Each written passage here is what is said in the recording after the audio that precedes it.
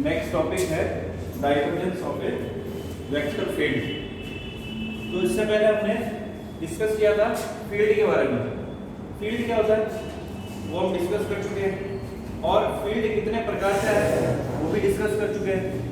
Field क्या होता है मैंने बताया था, जैसे अगर कोई फिजिकल एंटिटी है कहीं पर तो वो अपना प्रभाव शो करेगी। अगर वो अपना प्रभाव शो कर रही है तो इसका मतलब वहाँ पर फील्ड है। फॉर एग्जाम्पल अगर कहीं पर कोई चार्ज है तो चार्ज है तो वो अपने चारों तरफ एक ऐसा फील्ड प्रोड्यूस करेगी जो कि किसी दूसरे चार्ज को या तो अट्रैक्ट करेगा या रिपल करेगा। तो जहाँ पर चार्ज होगा वो स्पेस के अंदर अपना प्रभाव शो करेगा, तो उसको फील्ड कहते हैं। चार्ज से लेके आप दूसरी कोई एंटिटी ले लो, फिजिकल एंटिटी, फॉर एग्जाम्पल आप ले लो लाइट का बल्ब ले लो सपोज। तो लाइट एनर्जी है, तो जहाँ तक लाइट जा रही है वो उसका फील्ड हो गया एक तरह से। यानी जहाँ तक लाइट जा रही है वहाँ तक आपको वो जो चीज़ है वो दिखाई देगी, क्योंकि अगर लाइट विजिबल है तो आपको दिखाई देगी, और अगर लाइट नहीं जा रही है तो वहाँ पर आपको जो है वो चीज़ें दिखाई नहीं देगी। तो जहाँ तक लाइट जा रही है वो उसका प्रभाव क्षेत्र है, वो फील्ड है। इसी प्रकार से मैग्नेटिक फील्ड की बात करूँ तो मैग्नेटिक फील्ड किसी दूसरे पार्टिकल पर जो फोर्स लगाता है, अगर वो उसकी रेंज में है तो वो फील्ड कहलाएगा मैग्नेटिक फील्ड। उसकी रेंज में नहीं है तो उसका उस पर कोई प्रभाव नहीं होगा। तो इस प्रकार से फील्ड को हमने देखा था। तो फील्ड भी दो प्रकार के बताए थे, एक स्केलर फील्ड और दूसरा वेक्टर फील्ड। स्केलर फील्ड क्या था, फॉर एग्जांपल इलेक्ट्रिक फील्ड है, मैग्नेटिक फील्ड है ना, या ग्रेविटेशनल फील्ड है। तो ये सारे एग्जांपल है किसके, वेक्टर फील्ड के, जहां पर पार्टिकल पर जो फोर्स लग रहा है, क्योंकि फोर्स की बात होगी, फील्ड है तो फोर्स होगा, और फोर्स एक जो है वेक्टर क्वांटिटी है, तो जो फील्ड होगा वो आपका क्या है, वेक्टर फील्ड। और स्केलर फील्ड के एग्जांपल क्या हो सकते हैं, जैसे हीट है या पोटेंशियल है। पोटेंशियल जो है वो क्या है, स्केलर फील्ड है। हीट है वो क्या है, एक तरह से स्केलर, जैसे टेम्परेचर है। तो ये सारे क्या है, स्केलर क्वांटिटी है। तो ये इन सब के बारे में हम चर्चा कर चुके हैं। अब जो डाइवर्जेंस ऑफ वेक्टर फील्ड है, इससे भी पहले मैंने एक टॉपिक पढ़ाया था आपको ग्रेडियंट का।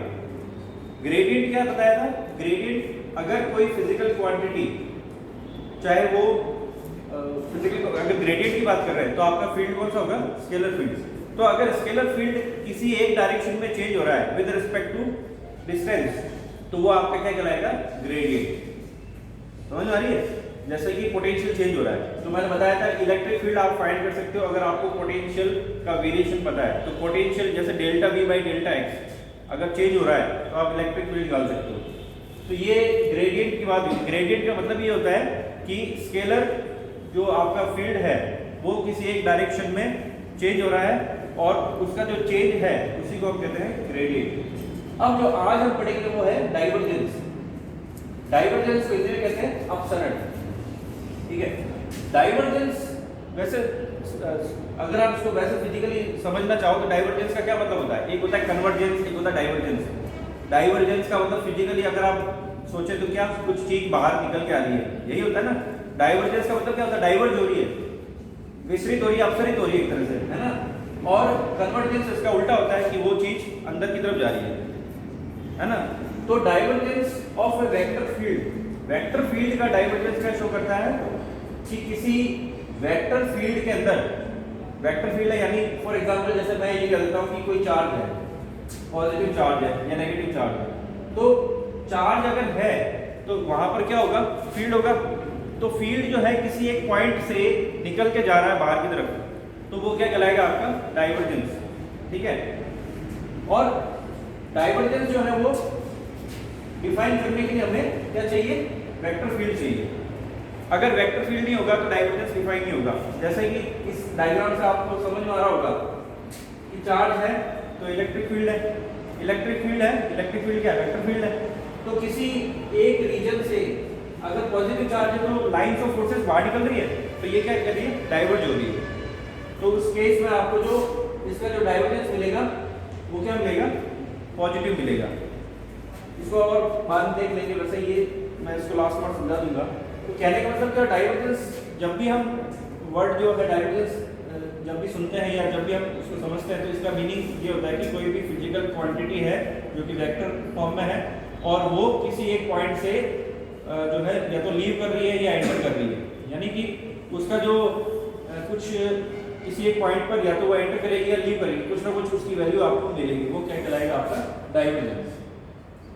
तो इसको समझने के लिए हम क्या करते हैं, एक पैरेलल ऑफ पाइप लेते हैं PQRS और PU VW, ठीक है। अब मान लीजिए मैं कोई वेक्टर क्वांटिटी ले रहा हूं, A वेक्टर क्या है, वेक्टर क्वांटिटी। तो किसी पॉइंट O प्राइम पर अगर मुझे इसके कंपोनेंट फाइंड करना है तो मैं मान लेता हूं कार्टेशियन कोऑर्डिनेट सिस्टम, और इस कार्टेशियन कोऑर्डिनेट सिस्टम का x y z जो डायरेक्शन है उसके अलग इसके कंपोनेंट क्या है, ax ay az, ठीक है।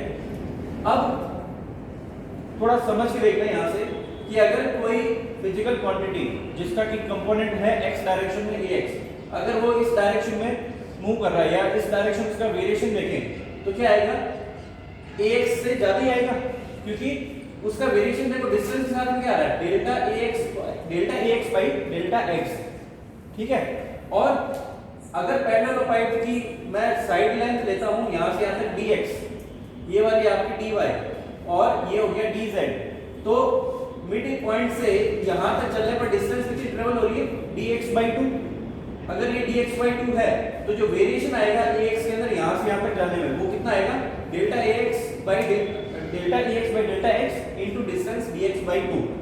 तो इस डायरेक्शन में आपको क्या मिलेगा, एक तरह से फ्लक्स बढ़ता हुआ मिलेगा, ठीक है। जिसको ऐसा समझ लो ना कि जैसे यहां से पानी बह रहा है, तो अगर आप पानी बहने की डायरेक्शन में चल रहे हो तो आपको इस डायरेक्शन में चीजें जुड़ती हुई मिलेंगी। अगर आप उसके अपोजिट डायरेक्शन में चलोगे तो क्या होगा, घटेगी चीजें। तो यहाँ पर अगर मैं इसके अपोजिट डायरेक्शन में जाऊंगा तो डिस्टेंस मुझे क्या मिलेगी, माइनस का dx/2। तो जो यहाँ पर प्लस आ रहा था वो इस केस में यहाँ पर क्या हो जाएगा, माइनस। तो यहाँ पर मिलेगा ax माइनस का dx/2 into delta ax by delta x, ठीक है। ये बात समझ में आ रही है। तो ये दो कंपोनेंट अगर आपको समझ में आ गए तो इसी प्रकार से बाकी डायरेक्शन में भी आप निकाल सकते हो, a y के कंपोनेंट अलोंग y डायरेक्शन, और इसी प्रकार से z डायरेक्शन में a z कंपोनेंट आप निकाल सकते हो, ठीक है। तो ये ax पॉजिटिव डायरेक्शन में और ये नेगेटिव डायरेक्शन में, दो कंपोनेंट इसी प्रकार से आप ऊपर नीचे मतलब y डायरेक्शन और z डायरेक्शन में निकाल सकते हैं। अब जो हमारा टॉपिक है divergence of A vector field, तो डाइवर्जेंस को कैसे डिफाइन करते हैं, तो आपके दिमाग में हमेशा रहना चाहिए फ्लक्स। डाइवर्जेंस को जब भी डिफाइन करते हैं तो फ्लक्स की डेफिनेशन दिमाग में रहनी चाहिए। फ्लक्स क्या होता है, फ्लक्स को कैसे परिभाषित करते हैं, जिस वेक्टर फील्ड की बात कर रहे हैं उसका वेक्टर और उसका एरिया क्या, डॉट प्रोडक्ट जो भी होगा उसका अगर हम इंटीग्रेशन करते हैं तो हमें क्या मिलता है, फ्लक्स। अब इसको मैंने यहाँ लिख रखा है, आप समझ सकते हो, जैसे आपने 12th क्लास में पढ़ा होगा कि अगर आप इलेक्ट्रिक फ्लक्स निकाल रहे हैं तो आप कैसे लिखते हैं, E.ds वेक्टर ऐसे लिखते हैं। तो ये आपको क्या देता है, इलेक्ट्रिक फ्लक्स। तो इन जनरल अगर लिखना चाहे तो फ्लक्स की डेफिनेशन क्या होगी, जो वेक्टर फील्ड ले रहे हो आप, जैसे यहाँ इलेक्ट्रिक फील्ड है तो ये कोई भी वेक्टर फील्ड हो सकता है, ए वेक्टर लिखा मैंने इसको, और एरिया जिसमें से वो फ्लक्स पास हो रहा है उन दोनों का डॉट प्रोडक्ट, और टोटल फ्लक्स निकालना तो इंटीग्रेशन करेंगे। तो A.ds क्या शो कर रहा है, फ्लक्स को। तो फ्लक्स पर यूनिट वॉल्यूम क्या कहलाएगा, divergence. Flux per unit volume किसी पॉइंट पर वो क्या कहलाएगा, डाइवर्जेंस। ये बात समझ में आ रही है। तो डाइवर्जेंस की डेफिनेशन क्या है कि किसी दिए गए पॉइंट जैसे O प्राइम पर मुझे डाइवर्जेंस निकालना है, तो O प्राइम पर डाइवर्जेंस निकालने के लिए मैं क्या करता हूं कि वहां पर फ्लक्स कितना पास हो रहा है उस पॉइंट से, वो फ्लक्स कैलकुलेट करता हूं, और उस पॉइंट का जो उस पॉइंट पे निकालना है ना, तो जिस एरिया का निकालना है उसका वॉल्यूम जो है उससे डिवाइड करेंगे तो पर यूनिट वॉल्यूम निकल जाएगा, यानी एक पर्टिकुलर पॉइंट पर निकलेगा क्योंकि पर यूनिट वॉल्यूम निकाल रहे हो ना, ठीक है। तो ये डेफिनेशन है डाइवर्जेंस की।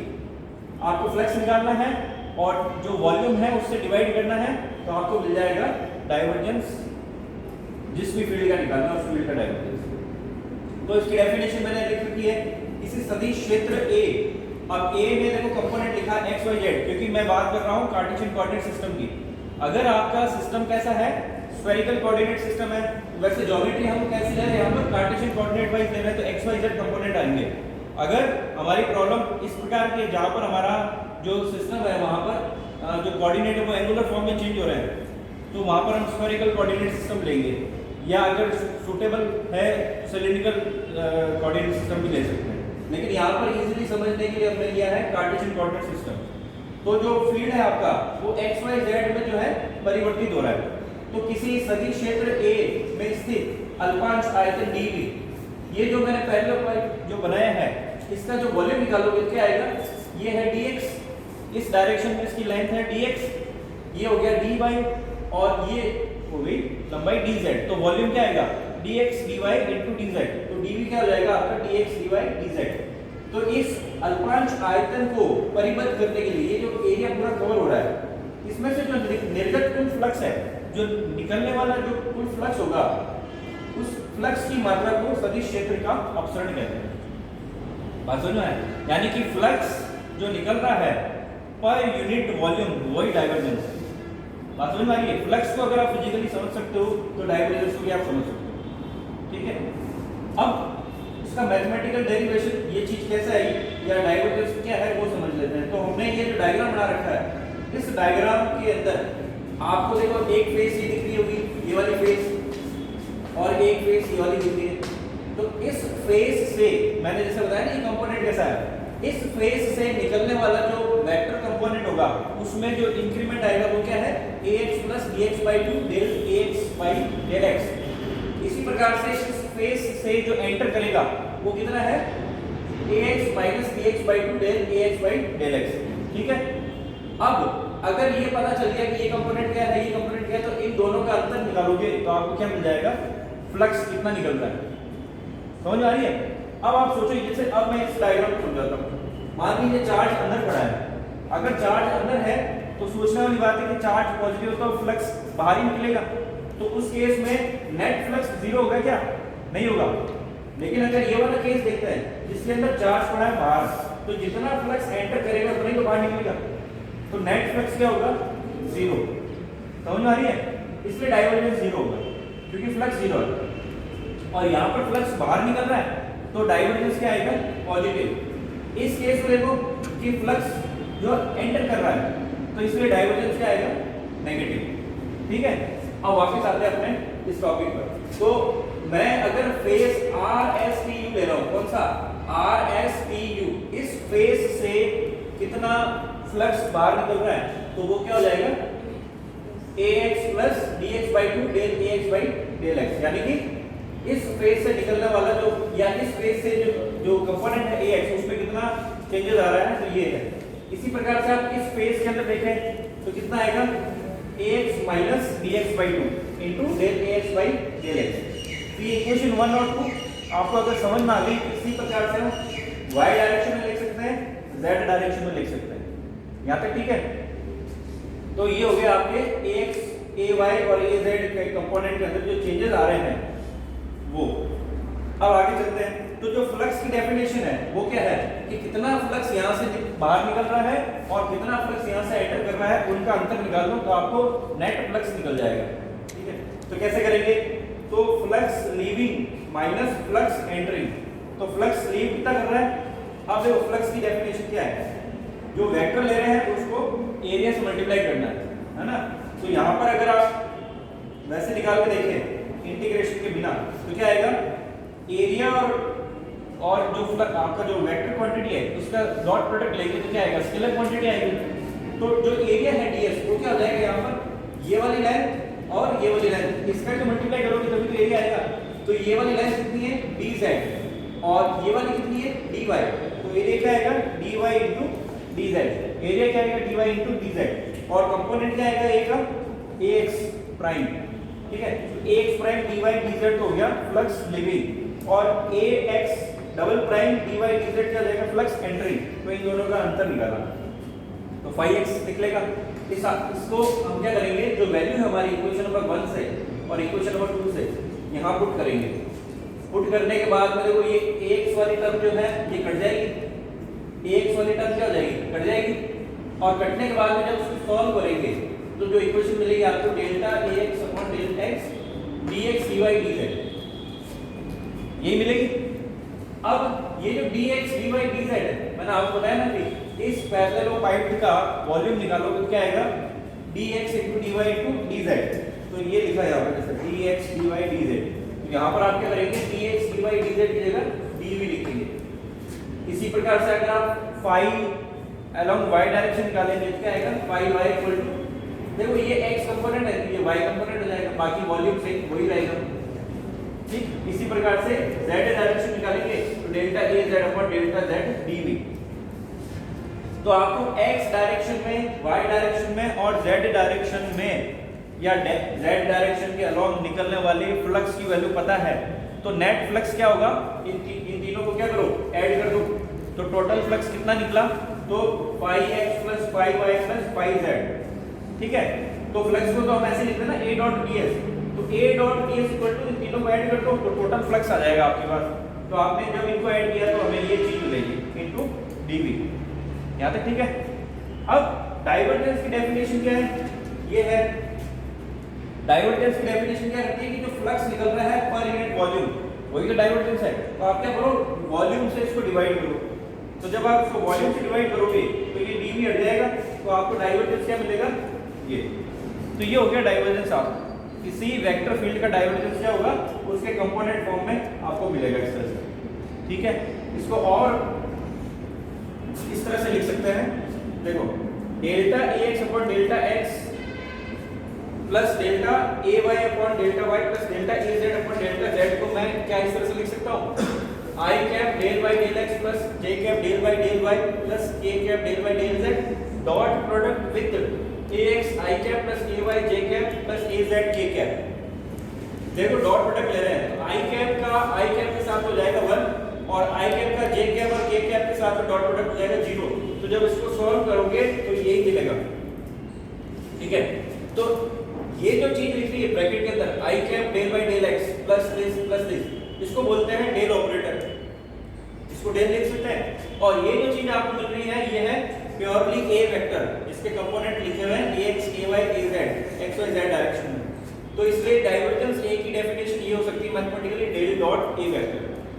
तो जिस भी फिजिकल क्वांटिटी का आपको डाइवर्जेंस निकालना है तो उसका सिंपल क्या करना है, डेल ऑपरेटर के साथ में डॉट प्रोडक्ट लेना है, आपको मिल जाएगा डाइवर्जेंस। ठीक है, और ये चीज मैंने आपको समझाई थी कि चार्ज अगर पॉजिटिव है और किसी एरिया के अंदर है तो चार्ज जो लाइन्स ऑफ फोर्सेस है वो चार्ज से निकलेगी, वो बाहर की तरफ निकलेगी। तो इसलिए जो फ्लक्स निकलेगा वो क्या होगा, नेट फ्लक्स पॉजिटिव आएगा। इस केस में नेट फ्लक्स क्या आएगा, नेगेटिव, क्योंकि फ्लक्स एंटर कर रहा है, यानी ये सोर्स का काम करेगा, ये सिंक का काम करेगा। ये तो पता है सोर्स मतलब क्या होता है, जहां से लाइंस ऑफ फोर्सेस निकलती है। सिंक क्या होता है, जहां पर लाइंस ऑफ फोर्सेस एंटर कर रही है। ठीक है, और यहां पर ना कोई सोर्स है ना कोई सिंक है, क्योंकि चार्ज बाहर पड़ा है, तो जितना एंटर करेगा उतना ही लीव करेगा। तो नेट जो फ्लक्स निकलेगा वो होगा 0। इसलिए जो डाइवर्जेंस निकलेगा, देखो डाइवर्जेंस क्या है, डेल डॉट ए, तो डेल डॉट ई वेक्टर, क्योंकि इलेक्ट्रिक फील्ड की बात हो रही है, ये क्या होगा 0। लेकिन इस केस में आएगा पॉजिटिव और इस केस में आएगा नेगेटिव। ठीक है, इस पर कोई डाउट हो तो पूछ लो। ठीक है।